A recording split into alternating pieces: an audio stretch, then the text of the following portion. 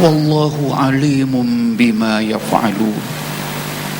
Alam tara, apakah tidak kamu melihat dengan mata hati kamu,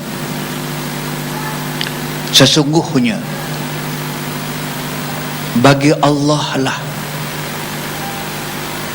mengucap tasbih, bertasbih semua makhluk yang di atas langit, yang di langit-langit, dan ke semua makhluk yang di bumi. Wattairu safat, burung terbang bersaf-saf. Ingat kepada saf semayang kita, burung terbang bersaf-saf. Kullun qad alima salatahu wa tasbihah. Semua makhluk-makhluk ini mereka mengetahui salatahu, salatnya, wa tasbihahu, bukan salat saja, bukan sembahyang saja, mereka tahu pun bertasbih kepada Allah Subhanahu wa taala. Wallahu alimun bima yaf'alun, dan Allah Maha mengetahui apa yang mereka buat. So ada perkataan kullun qad alima salatahu. Salah ini walaupun makna asalnya makna sembahyang, tapi saya lihat dalam tafsir Al-Qurtubi sebagai contoh, waktu menafsirkan ayat tadi, ayat yang kullun qad alima salatahu wa tasbihah tadi ni, qala Mujahid wa ghairuh, as-salatu lil insan, as-salah lil insan, wa tasbih lima siwahu minal khalqi. Wa qala Sufyanus Tsauri, lit-tayri salatun laysa fiha ruku' wa sujud. Wa qila inna darbaha bi ajnatiha salatun wa inna aswataha tasbihun. Itu teks dalam tafsir Al-Qurtubi yang bermaksud Mujahid, mufassir besar, dan mufassir yang lain mengatakan bahawa as-salah, perbuatan yang bermula dengan takbir, kata-kata yang dipenuhi dengan memuji Allah Subhanahu wa taala sampai berakhir dengan salam, itu salah yang terkenal, itu khusus sebagai manusia. Tapi bagi makhluk lain, kata Mujahid, bertasbih mereka sebagai menandakan kesujudan mereka kepada Allah Subhanahu wa taala.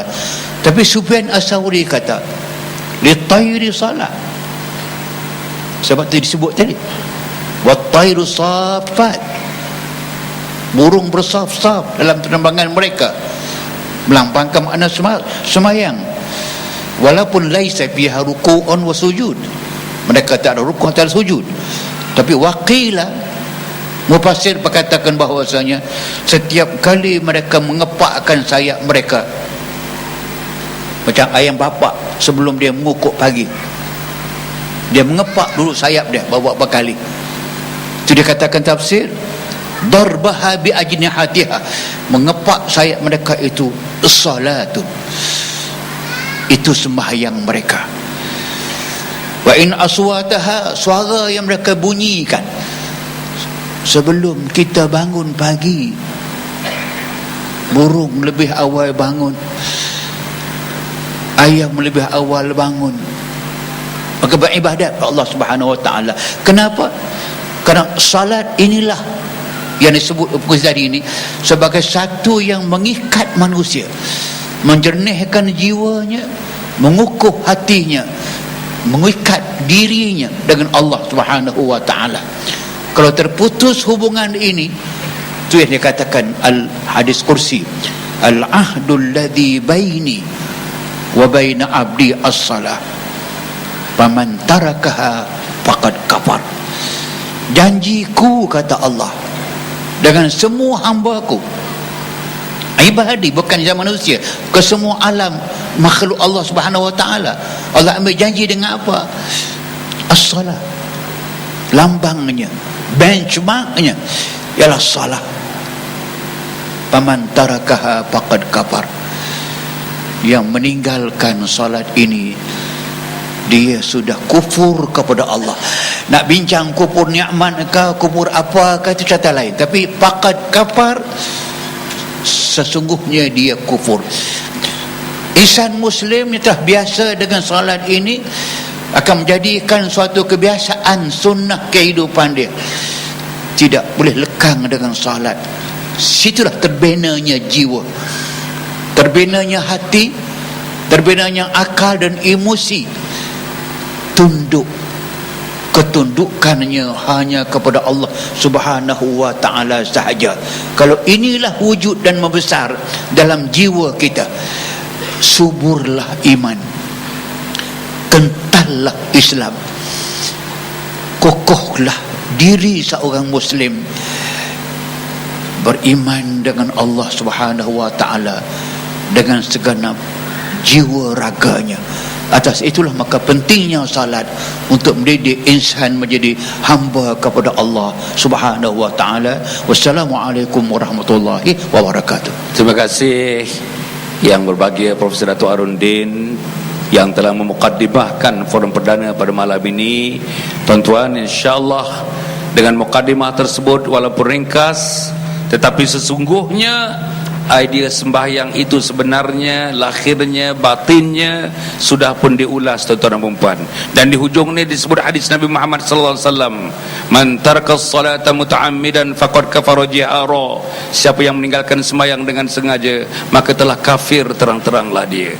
Anak-anak di luar negara, anak-anak dalam negara, ibu dan ayah, marilah kita bersama-sama pada malam ini insya-Allah bersama dengan dua ahli panel, mari kita letakkan diri kita ke jalan Allah, jalan yang diteruskan oleh Nabi Muhammad sallallahu alaihi wasallam. Salah satu jalannya tidak lain dan tidak bukan ialah jalan mengabdikan diri kepada Allah, rukuk dan sujud, bersembahyang menyembah Allah Subhanahu wa taala. Saya nak pergi kepada Datuk Ismail Kamus. Datuk, tadi dalam video klip tadi kita dengar Imam Besar Masjid Negara menyebutkan hadis ini, sallu kama raaitumuni usalli, sembahyanglah kamu sebagaimana kamu melihat aku sembahyang.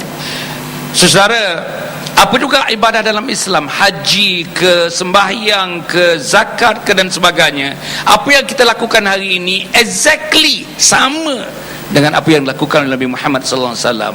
Kalau kita merujuk cara Nabi bersembahyang yang diceritakan dalam Al-Quran, terutama penerangan jelasnya dalam hadis-hadis Nabi Muhammad sallallahu alaihi wasallam. Jadi saya nak tanya Ustaz Ismail Kamus. Ustaz, setakat yang Ustaz lihat, Ustaz dah tulis, Ustaz dah tengok, Ustaz dah buat kursus, Ustaz dah bagi ceramah, Ustaz dah bagi syarahan, Ustaz dengar rintihan orang tentang sembahyang ni. Saya nak tanya soalannya, setakat mana umat Islam di Malaysia, orang Melayu, orang Islam terutamanya, yang Ustaz rasanya familiar dengan kumpulan ini, setakat mana sembahyang mereka? Adakah sembahyang mereka mencerminkan sembahyang Rasulullah, atau sembahyang